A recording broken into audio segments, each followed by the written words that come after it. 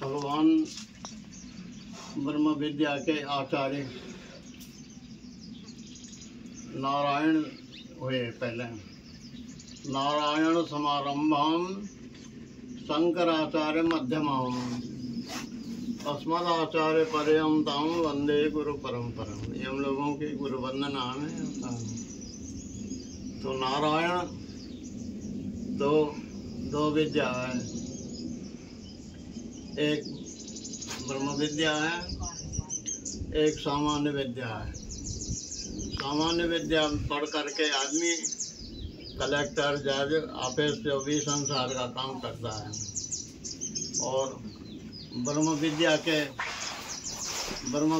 आचार्य ब्रह्म विद्या का ज्ञान होने से अपने अंदर आत्मा का ज्ञान होता है। तो ब्रह्म विद्या के हम लोग ब्रह्म विद्या के आचार्यों की परंपरा में हैं। आदि गुरु हमारे भगवान नारायण हुए। नारायण जी के ब्रह्मा जी हुए, ब्रह्मा जी के वशिष्ठ जी हुए, वशिष्ठ जी के शक्ति के पाराशर, पाराशर के वेदव्यास, वेदव्यास के सुखदेव, सुखदेव के गौड़पाद, गौड़पाद के गोविंद भगवत पाद। गोविंद भगवत पाद जी ने ब्रह्म विद्या आचार्य परंपरा गौड़पाद आचार्य जी से ले करके इसी गुफा में समाधि में लग गए। इन्होंने आगे नहीं बढ़ाया, ये विद्या आगे नहीं बढ़ाया तो धर्म प्रचार नहीं हुआ।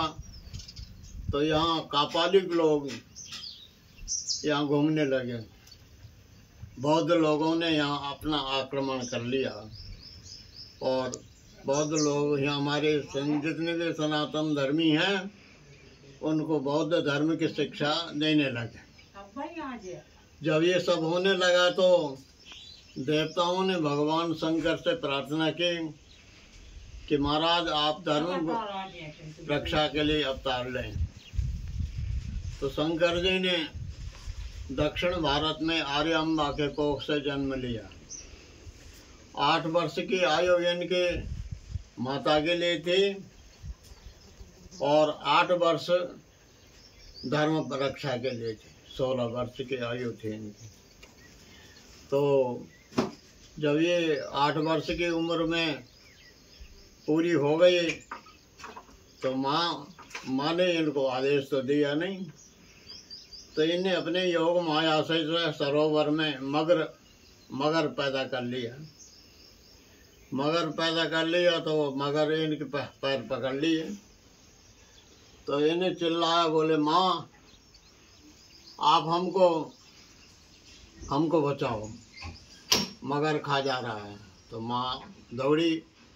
माँ ने कहा, बोले बेटा मैं कैसे बचाऊं, वो तो खा रहा तुमको। तो भगवान शंकर ने कहा, बोले माँ तुम हमको सन्यास की आज्ञा दे दो, क्योंकि तेरा कार्यकाल तो पूरा हो गया।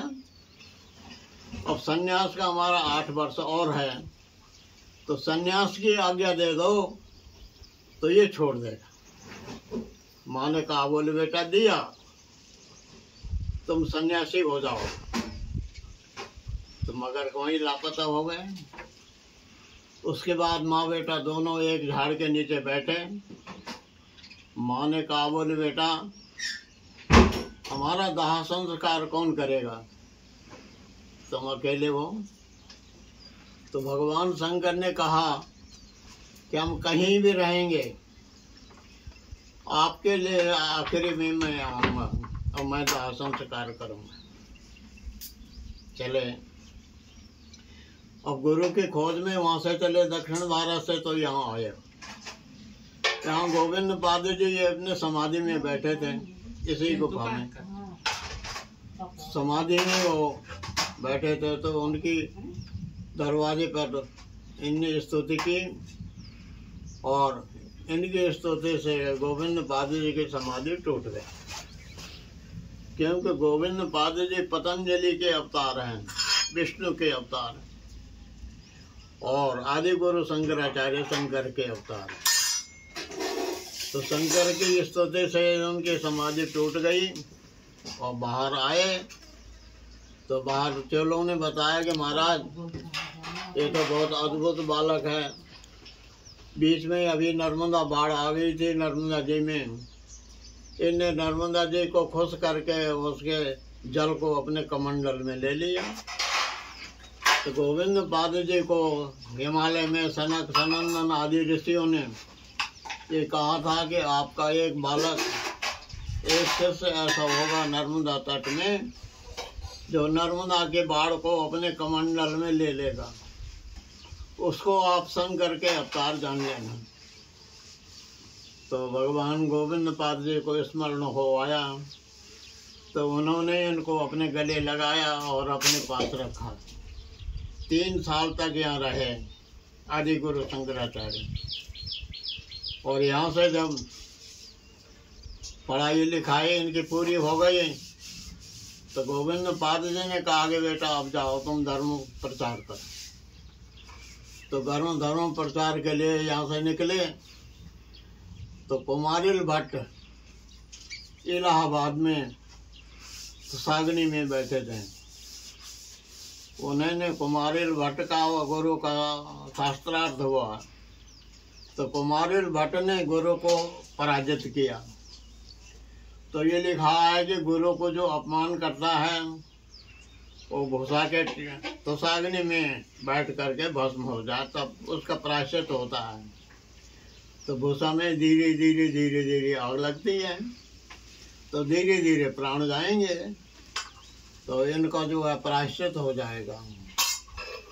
तो भगवान शंकर ने देखा कि तुषाग्नि में बैठे हैं, उनको अपने कमंडल का जल छिड़का और कहा कि आप ऐसे विषम समय परिस्थिति में आप जैसे विद्वान जा रहे हैं। तो उनने कहा कि नहीं, हम वापस नहीं लौटेंगे, हम तो गए, लेकिन हमारा शिष्य मंडन मिश्र है, वो आपका प्रचार करेगा, आपका साथ देगा। तो ये मंडन मिश्र के यहाँ आए। मंडन मिश्र श्राद्ध पक्ष था, श्राद्ध पक्ष में वो अपने पितरों के श्राद्ध में पंडित को जैमिनी आदि ऋषि आए थे। तो वो अभी भी ऊपर से उड़ के अंदर चले गए। मंडन मिश्र को बड़ा क्रोध आया। उनने कहा कि कुतुब मुंडी, तो बोले गले के ऊपर मुंड है, तो ऐसे ही बोलते हैं। जैमिनी ने कहा कि इनको आप साधारण मत समझो, इनको आप इस शास्त्रार्थ की भिक्षा आपसे मांग रहे हैं, तो आप दीजिए। तो जैमिनी ने उनने सोचा कि ये लड़के के साथ में क्या शास्त्रार्थ करूं मंडन मिश्र। तो हुआ तो 18 दिन का इनका शास्त्रार्थ चला। 18 दिन तक उभय भारती, उनकी मंडन मिश्र की पत्नी, वो इनकी मध्यस्थ रही और उभय भारती ने इनके दोनों के गले में एक एक माला पहरा दी। कहा कि जिसकी माला मुरझा जाएगी उसी की हार मारी जाएगी, मेरा अलग से कोई निर्णय नहीं होगा। तो 18 दिन का इनका शास्त्रार्थ था। मंडन मिश्र का पक्ष था कि जीव और आत्मा दोनों हैं, और भगवान शंकर का पक्ष है एको ब्रह्म द्वितीय नास्ति, एक ही ब्रह्म है। वही अपने जो है जीव बनता वही जो है, लेकिन एक है। तो इनका वो शास्त्रार्थ होते होते होते मंडन मिश्र की माला मुरझा गई। उभय भारती ने कहा कि जाओ आप भी सन्यासी हो गए। सन्यासी हो गए, लेकिन बाद में ये पश्चाताप करने लगी, ये स्वर्ग जाने लगी। उभय भारती सरस्वती के अवतार थी। तो भगवान मंडन मिश्र ने उनका पैर पकड़ लिया, कहा कि आप भी हमारे साथ रहोगे। तो मंडन मिश्र उभय भारती चारों मठ में देवी के रूप में रहती है। चारों मठ में भगवान आदि शंकराचार्य ने उत्तर में ज्योतिर्मठ बनाया।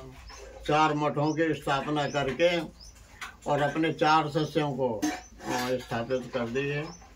तो ये यहाँ की जो है स्थिति है। तो गोविंद भगवत पादाचार्य जी के शिष्य आदि गुरु शंकराचार्य हुए। आदि गुरु शंकराचार्य ये तपोभूमि है उनकी। यहाँ पर हमारे गुरु जी ने, हम तो यहाँ छोड़ दिए थे हम तपोवन चले गए, बद्रीनाथ रहने लगे।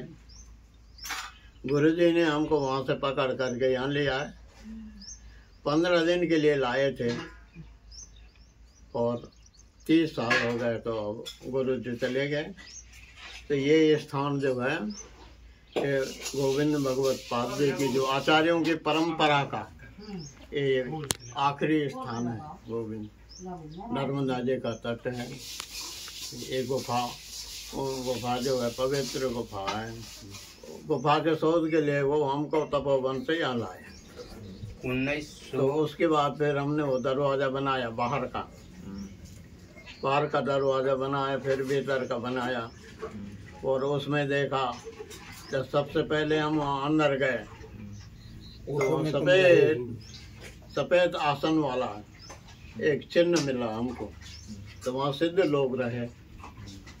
और गुफा के अंदर पत्थर ऊपर में जो है इतना बड़ा छेद है दिलस्त मात्र का। तो इसके आगे और गुफा है जहाँ सिद्ध लोग रहते हैं। तो वो हमने गुरु जी को बताया। तो गुरु जी ने कहा कि बस अपना काम हो गया, अब अपने को यहाँ कुछ नहीं करना, अपने रहो तुम। तो गुफा उद्धार के लिए ये सामने जो बना है मंदिर, ये ओंकारेश्वर में बीजेपी के लोगों ने इसको गोविंदनाथ वन को ओंकारेश्वर बना दिया। ओंकारेश्वर में आदि गुरु शंकराचार्य के गुरु गोविंद पाद जी रहते थे। ये उन्होंने इन लोगों ने बनाया। तो जब गुरु महाराज ने देखा कि हमारी संस्कृति को तो ये वहाँ ले गए और बिना मतलब का वहाँ बना रहे, तब इन्होंने इसकी शोध की है। हमारे अपने गुरु जी ने किए। तो यहाँ पर जो है गोविंदनाथ वन के जो सब दुनिया जानने लगे। फिर 4 पीठ के शंकराचार्य आए, 3 पीठ के, और उन्होंने सब देखा तो ये गुरु जी ने दिखाया कि देखो ये गुफा है। तो गुरु महाराज ने जो है काम किया है। और गुरु जी अभी जाते थोड़ी,